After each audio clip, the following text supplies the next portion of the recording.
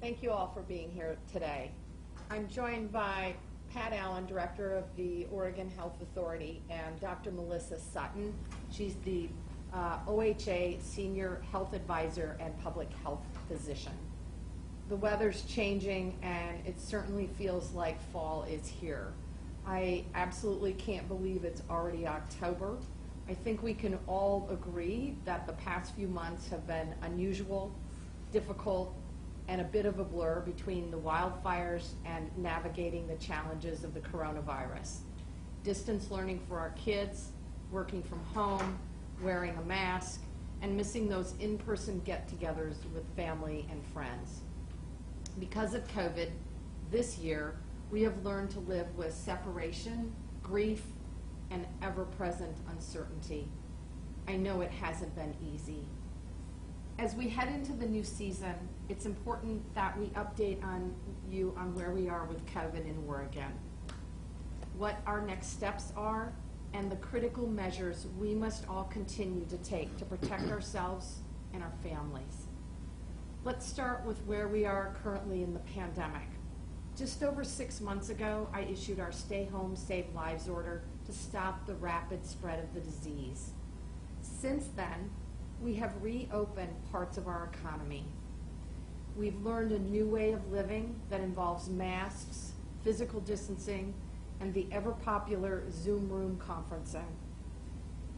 Parents have really struggled with difficult choices, sending kids to daycare or school, or continuing the impossible task of working from home while parenting and teaching. We've also come across some newfound experiences that can only be realized under the bizarre circumstances of this pandemic. Connecting with old friends for a virtual drink, meeting your doctor for a telehealth appointment, or like Dan and I did, adopting a furry friend to join our family. I will let Director Allen speak more to the data of Oregon's current COVID numbers, but we have certainly seen a rise in COVID cases recently. This was to be expected coming off the Labor Day weekend and the intense wildfires that forced so many Oregonians from their homes. But colder, rainy weather is coming. Oregonians are certainly going to be spending more time indoors where COVID spreads more easily, and the days are going to get shorter too. And I can only imagine that if we're sick of COVID and physical distancing now, it's only going to get harder as we enter the winter months ahead of us. We see over and over again that COVID does not discriminate. It doesn't matter if you're old or if you're young. It doesn't matter your race or political beliefs or religion. It doesn't even matter if you're President of the United States. COVID can find a way to any of us. Our state epidemiologists and our public health experts and our doctors continue to work tirelessly to understand the disease and how it's impacting Oregonians.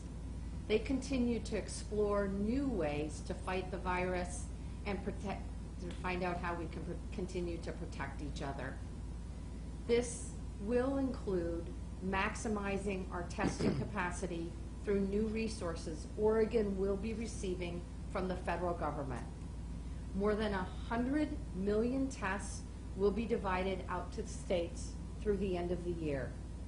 We anticipate Oregon's share will be increased to roughly 80,000 rapid antigen tests per week. This is huge. But let me be very, very clear with all of you. It's not going to solve all of our problems or answer all the questions about the virus. With this increased testing capacity, we hope to be able to diagnose more people quickly so they can get the care they need. We want to identify more cases of COVID so we can also isolate and quarantine people and help to contain the virus. We also want to use them to prioritize our testing for our most vulnerable communities, such as our migrant and agriculture workers, our communities of color, and our seniors. Testing is an excellent tool to give us a more full picture of where the virus is hiding in our communities. Unfortunately, it's not a cure-all or the solution to all of our problems. We cannot test our way out of this pandemic. Without all the other safety measures, we continue to hammer home with you the physical distancing, avoiding large gatherings, and wearing a mask. Testing won't do anything to stop COVID in our communities. The events at the White House this past week have only reinforced that. I wish I could tell you that with 80,000 new tests per week, that would enable us to open all of our schools. But it won't on its own. Our Oregon health experts, together with school administrators, will be reevaluating our school metrics in the coming weeks, and we'll have an update for you on that very soon. However, I'm here to remind you that we all have a responsibility to stay the course to save lives. Wash your hands, practice physical distancing, wear a mask, and please keep avoiding those large gatherings. And also, to add one more thing to the list, please, please, please get your flu vaccine. We will get there. And just remember, when you're having a tough COVID day, always know that there is someone nearby that's feeling the same way you are and is continuing with all of these safety measures, because we all know that the more we do them together, the quicker we will find a way out of this crisis. Stay strong, take care of each other, and with that, I'm going to turn it over to Director Allen to talk about our strategy for deploying the new influx of tests. Thank you, Governor Brown. Before I talk about today's testing news, I want to provide a brief overview of the virus in Oregon today. Over the past few weeks, we've seen a steady increase in daily cases, tied largely to social gatherings of various types. We have reversed the progress we made in the late summer, and our most recent modeling shows the virus is spreading more rapidly. Cases have increased by 25% since August 31st, which marked the end point of our 5-week downtrend. The average number of daily cases has grown from 220 during the first week of September to an average of 285 cases. This most recent surge in cases is an indication of how unrelenting this virus can be in spreading and how unyielding we need to be to stop it. As of today, we've recorded 35,340 confirmed and presumptive cases of COVID-19. And sadly, we've reported 581 deaths, including 9 today. The rising case numbers should catch everyone's attention. COVID-19 is a stubborn enemy. It will not go away easily or soon. Rooting it out of our homes and our communities requires all of us working together. That's why I'm happy to join Governor Brown today to announce a major development in Oregon's testing strategy. As the governor described, Oregon will receive 60,000 to 80,000 new point-of-contact rapid antigen tests from the federal government each week through the end of this year. These tests should roughly double our current testing capacity. These tests will help diagnose more people who have COVID-19 so they can get the care and support they need. And just as important, these tests will help reduce COVID-19 transmission and ultimately rates of infection over time, because we'll be able to identify more people who have the disease and their close contacts so they can isolate themselves and avoid putting other people at risk.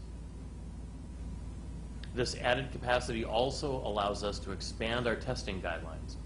Under our new guidelines, we're not only recommending testing for everyone who has the symptoms of COVID-19, regardless of the severity of their symptoms, we're also recommending the testing of all close contacts of people who are infected, regardless of whether or not a close contact has any symptoms. Again, by expanding our testing capacity and the number of people who should be tested, we'll cast a wider net, identify more cases, and cut off more paths the virus can use to spread, especially in counties experiencing large outbreaks. Yet no amount of testing in and of itself will suppress the spread of the virus. Testing is a vital part of our strategy to suppress COVID-19 in Oregon, but testing must be supported by robust case investigation and contact tracing, isolation, and quarantine, as well as the personal actions we all need to take to prevent transmission. Wear masks, avoid large groups, keep physically distant, and wash your hands thoroughly. The 60 to 80,000 tests we're going to receive is good news. However, rapid antigen tests have strengths and limitations. They're fast. The Binax Now antigen test can diagnose COVID-19 in just 15 minutes. These tests provide accurate, positive results. But like other COVID-19 tests, false negatives are also common, even among people who have COVID-19 symptoms. We don't yet know if false negatives are even more common among people who don't have symptoms because validation studies are still underway. These tests must be administered by a medical professional or at a location that is operating under a federal waiver from regulations that apply to laboratory testing. OHA has worked with the governor's office to develop a comprehensive strategy for distributing these tests. Dr. Melissa Sutton from the Health Authority led that work and is here today to give us more details. But broadly, first, we're targeting our distribution to counties and long-term care facilities that have been affected by wildfire. Second, we'll also deploy the tests to outpatient or mobile locations that are currently performing COVID-19 testing. Tests will be deployed statewide. Tests in outpatient settings will be used to implement our updated testing guidelines, which prioritize testing for all symptomatic persons and all close contacts of those cases, regardless of whether or not they have symptoms. In addition, we'll prioritize testing for the communities who've been hardest hit and most disproportionately affected by COVID-19, including migrant and seasonal farm workers, communities of color and tribal communities, and people living in congregate care settings. We'll also focus on places where people are most vulnerable. As we distribute the first wave of Binax Now tests, we'll work to expand licensed testing sites to include congregate care or living facilities, Department of Corrections facilities, and other community testing locations to bring tests to where they're needed most.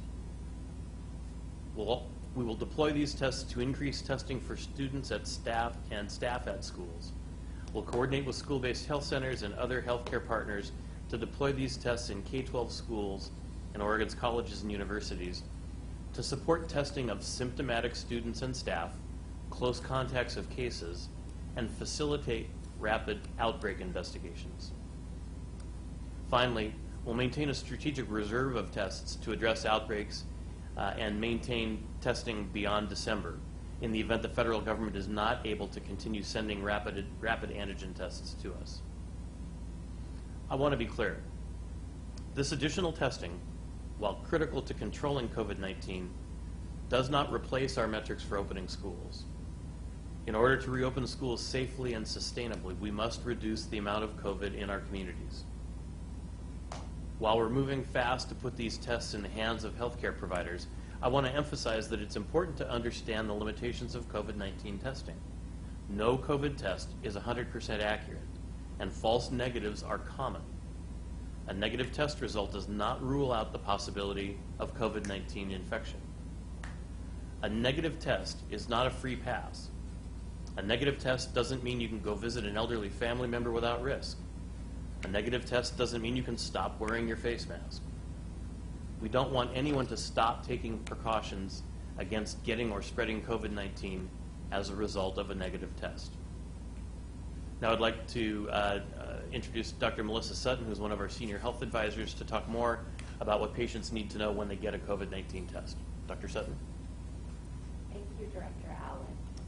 As you and Governor Brown have both said, I want to emphasize that testing is not a silver bullet that protects you from COVID-19. Testing is important, but it is not infallible. Test results can be wrong. Here's what you need to know as a consumer of a COVID-19 test. If you get a positive test, you have COVID-19. COVID-19 tests are very accurate in identifying people with the virus. False positives are uncommon. Take these steps immediately. Talk to your healthcare provider. Isolate yourself for 10 days and until you are fever-free and feeling better for at least 24 hours. And answer the phone when public health calls. If you get a negative test, understand that you are still at risk of having and spreading COVID-19. False negative tests are common with all types of COVID-19 tests and also with rapid antigen tests. If you get a negative test result, please don't change your behavior.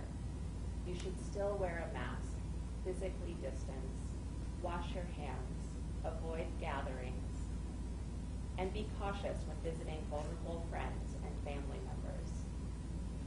I would also add that these additional rapid tests will expand testing access to our schools, but we are still going to need to monitor school metrics closely. The metrics are what matter the most. As a mother of 2 school-age children, I want school to return to normal as soon as possible too, but only when it's safe for our children and teachers to return. And with that, I look forward to any questions. Governor Brown. Thank you, Dr. Sutton. Nikki, I think we're ready for questions. Just as a reminder, please press 0 to join the question queue if you're having trouble actually connecting to the question. We'll go ahead and get started with Lisa Bailey. Lisa, are you there? Hear me okay? We can, yes. Governor, questions maybe for Dr. Allen, but you had mentioned about that there is some reevaluation going on about the metrics for opening schools again in the coming weeks. Are we talking about lowering county or state COVID benchmarks, and when would this happen? Thank you, Lisa. We're still exploring this issue, but I think it's fair to say that the statewide metric, frankly, is quite challenging for communities around the state. And my top priority is to make sure that we get our kids back into school safely. We want to make sure that we can protect our kids, our teachers, and our professional staff in our schools as well. We will be evaluating these metrics over the next couple of weeks.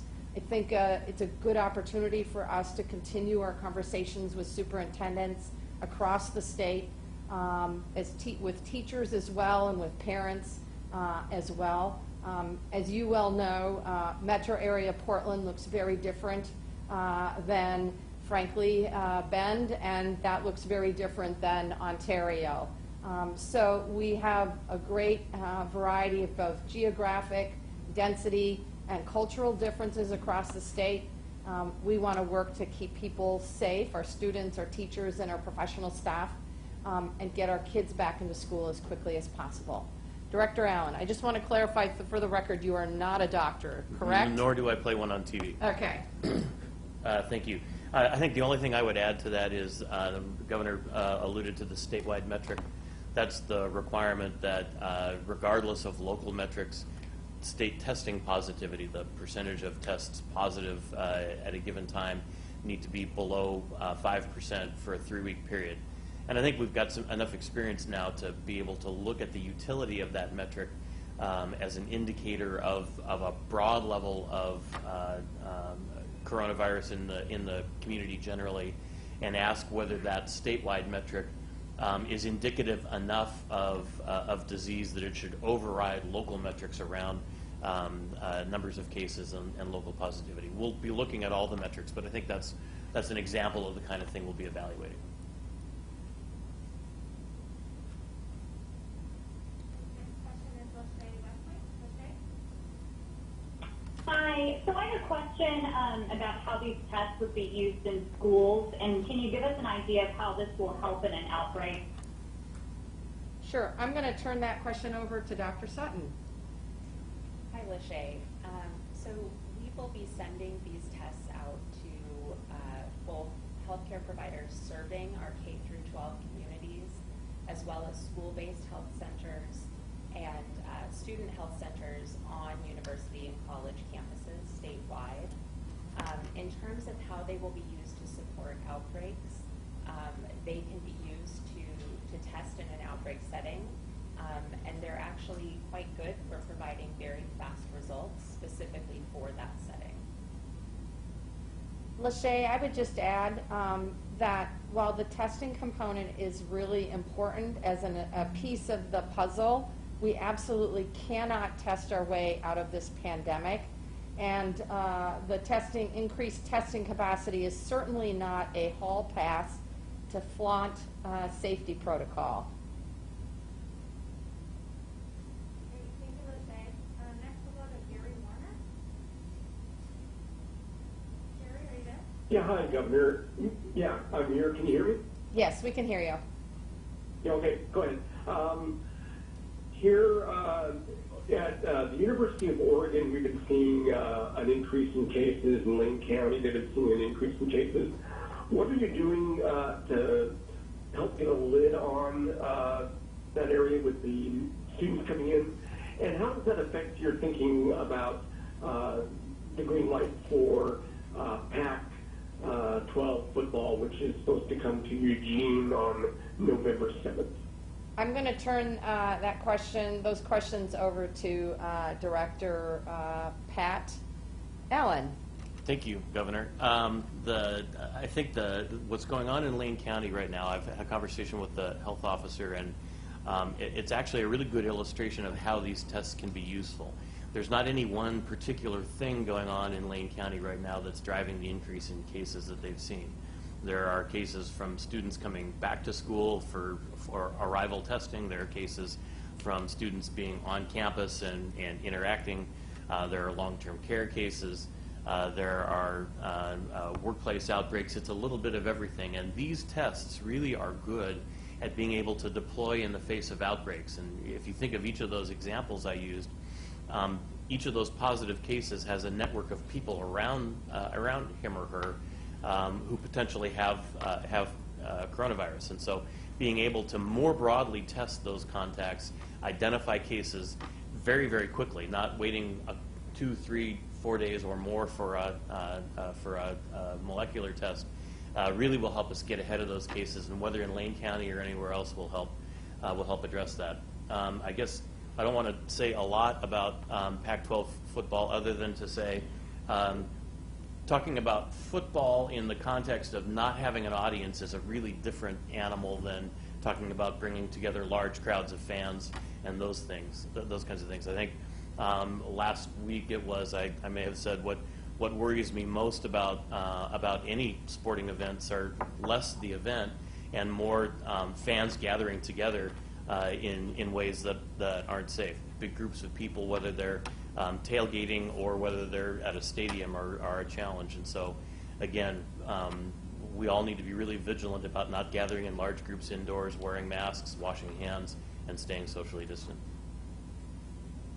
Can I do just a quick follow-up? Last time everybody talked, this is pretty much a problem in Eugene and in Corvallis. Have you seen any other of the universities having an uptick? I'm not aware of data that particularly points to large school-related outbreaks anywhere else, though obviously U of O and OSU are our very largest campuses, and so there are certainly likely cases, just not big enough to have become notable. Gary, I'm not aware either. I will just say that a number of the campuses delayed their opening because of wildfire. So that probably is challenging the data that we have in terms of campuses right now. Probably take a couple of weeks. Thanks, Gary. Next question. Thank you. Dirk from OPE, are you there? Yeah, I'm here, thanks. Just a quick question, given some of the things that Director Allen was just talking about. Governor, there is some talk about legislators wanting to delay the session next year because of concerns about opening the Capitol up to the public, but problems that could create. Would you support delaying the session by months, even if it means the public can safely access the Capitol? Dirk, I think what's most important about the legislative process is that the public have an opportunity to weigh in on legislation, whether that's through technology, Zoom room type technology, or through telephonic technology. And obviously we know that much of the business done at the state capitol is done through personal relationships. that's going to be really challenging in a COVID environment. So I know that there are work groups both at the legislative level and with folks who are lobbyists in the building. I expect them to come up with some solutions that ensure that the public can fully participate in this process. Certainly having a delay for a couple of weeks, a couple of months should be on the table. Thank you. Next question is Brenna Kelly. Brenna, are you there? I am. Good morning. I believe the last update, Governor, we received regarding events was that they were canceled through the end of October. We've been hearing now that some Portland metro venues won't be able to hold events until at least next summer. Is that accurate, and will you soon be releasing updated guidance regarding events? Brenna, I'm not sure anybody here has that information. Well, we've not changed any guidance. I think what you're seeing are individual organizations making decisions based on their own logistical and financial needs and those sorts of things. There's nothing we've changed that would be driving anything that I'm aware of. Will you have updated guidance soon regarding when large-scale events can be held? Because I know the last update was through the end of October. That's coming up. Well, large-scale events are tied largely to reopening metrics and that sort of thing, and they continue to be. So, I think the biggest issue would be rates of disease coming down and allowing us to make a change, likely in the presence of an effective vaccine that's in wide use. Thank you. Thanks, Brenna. Next we'll go to Claire. Claire, are you there? Good morning, Governor Brown. Yes, I'm here. Can you hear me?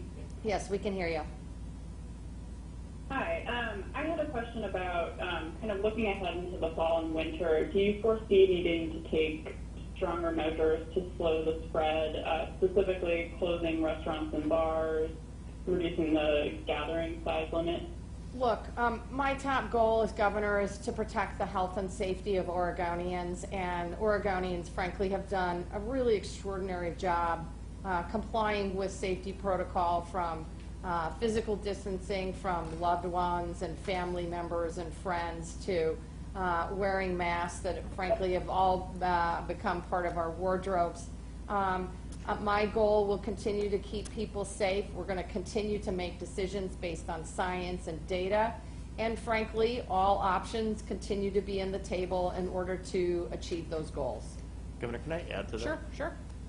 Just quickly, I think we are all concerned about what happens when people move indoors. And we kind of seem to always then get to the question about restaurants and bars. What I really want people to do as they move indoors is not do it in large groups in unventilated spaces without masks. And I'm as worried about people's homes as anything. These social gatherings that we've seen are not typically in commercial spaces. They're typically in people's homes. And so I really like to maintain the focus on the things that we know are dangerous, which is gathering in large groups indoors, not wearing masks, not washing hands, and indoors being in poorly ventilated spaces. And Claire, the only thing I would add is that what happened at the White House a week or so ago with the announcement and reception regarding Amy Coney Barrett is a great example of how to spread the COVID disease in indoor, formal or informal social gatherings. Thanks. And next we'll go to Suzanne at Penn Bulletin. Suzanne, are you there? Yes, I am. Go for it. Hello? Go ahead, please. Hi, Governor? Yes. I'm sorry. I was I have a question about what counties will the rapid testing be deployed to first? Well, we want to make sure that the rapid testing gets to our most vulnerable Oregonians, and so that would certainly include the communities that have been devastated by wildfire. Dr. Sutton, do you want to pick that up? That's correct, Governor Brown. The test will be deployed first to areas affected by wildfires, and thereafter they will go out to all counties statewide. And can I have a follow-up to that, Governor? Sure. When will these tests be going out? Is it in the next week? What's the timeline? So we have received an initial shipment of 15,000. Those are going out now to wildfire-affected areas. We will be receiving, we believe, 80,000 over the next week, and they will begin deploying immediately. Thank you very much. Thank you, Susan. Next, we're going to go to Morgan. Morgan, are you there? Yes, I am. Hi, thank you. Governor, you just mentioned the outbreak at the White House. If you were to get COVID-19, what hospital would you go to and why? What treatments would be administered? Just for the record, both the first gentleman and I were tested early on, probably in March. We had probably what is typical winter crud that we know was transmitted from a friend who was traveling overseas, so we were tested at the time. My physician is located in Salem, and I would expect, given that is where I'm spending the bulk of my time, that I would be treated at Salem Hospital. Okay, may I ask a follow-up? Considering each hospital can treat patients differently, as we've seen, has the state studied which hospitals have been more successful with patients, you know, for example, aggressive treatments, any sort of trials? Dr. Sutton, you want to tackle that one? We have not studied that. You know, I think there are a lot of emerging therapies, and they are being studied rigorously nationwide. Locally, we do participate in a COVID-19 hospitalization surveillance program. So that data is fed to a larger pool of patients that come from many states, but we are not studying that here in Oregon, just in Oregon. Thanks, Morgan. And next, Les. Les, are you there? Yeah, good afternoon, Governor. President Trump told us this week that we should not fear COVID, that we should not let it dominate life, that Americans should just get out there. Two questions for you, Governor. Will the President's statement drive any change in Oregon policy, your policies? And if not, how do you expect those statements to complicate the ability to advance that policy? What I will say about this, what is really, really clear from what happened at the White House these last week or so is that we cannot test our way out of this pandemic, and flouting our safety protocol is a recipe for disaster. So I think the answer to your first question is no, other than it will certainly intensify my efforts and my urgency around ensuring that Oregonians across the state are complying with these critically important safety protocol that save lives. And the life you save could be your neighbor, your friend, your favorite aunt, someone you deeply care about. In terms of the second question, could you repeat the second question, Les? Yeah, you sort of touched on it, but if you don't expect to change any of Oregon's directives based on the President's views, how do you expect this going to complicate the ability to drive ahead to get Oregonians to comply, as you just said? I think that's really a challenge for the entire United States of America. When we have an administration that is flouting scientific data and CDC guidelines, it is really challenging for Americans to inform themselves and to understand and to make sure that they are in compliance with the best science and data in order to protect themselves and their family members and their neighbors. I think for me, what I've been so proud about in terms of Oregon is that despite all of the challenges, we have been surrounded by hot spots to the south of us, to the north of us, even to the east of us in Idaho, that Oregonians continue, for the most part, to comply with these safety protocol because Oregonians understand the science and the data, and they understand common sense. And I honestly have been really proud of the work we have done in this state. And our results, frankly, illustrate that very, very well. Thanks, Les. We have time for just two more questions. Hold over Rachel Amanda. Are you there? Yeah, can you hear me? Yes, we can hear you, Rachel. Great. Governor Brown, in late summer, you said that if case counts and test positivity didn't decrease enough to allow schools to reopen, that you would reevaluate restaurant and bar closures. Those metrics haven't improved, at least in Marion County and for the second largest school district in the state. Has there been any new move to reevaluate other things that might allow schools to open sooner here?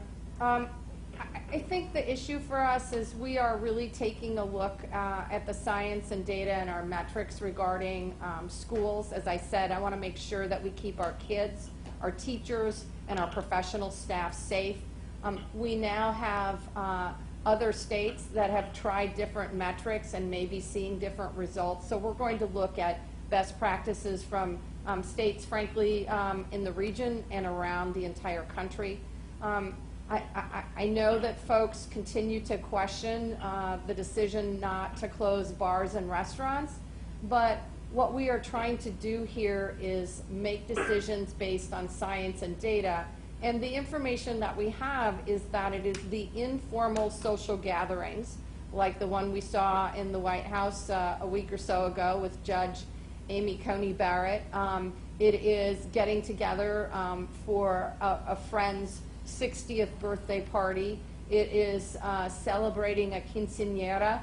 These events, these informal social gatherings, are really contributing to the spread of COVID, and that we as Oregonians have to, if we want to get our infection rates down and we want to get our kids back in school, we all have to make sacrifices. And it's really, really hard. I know that's hard, but we have got to really focus on extremely limiting our social gatherings, particularly as the weather gets rainy and cold, and we have to move indoors.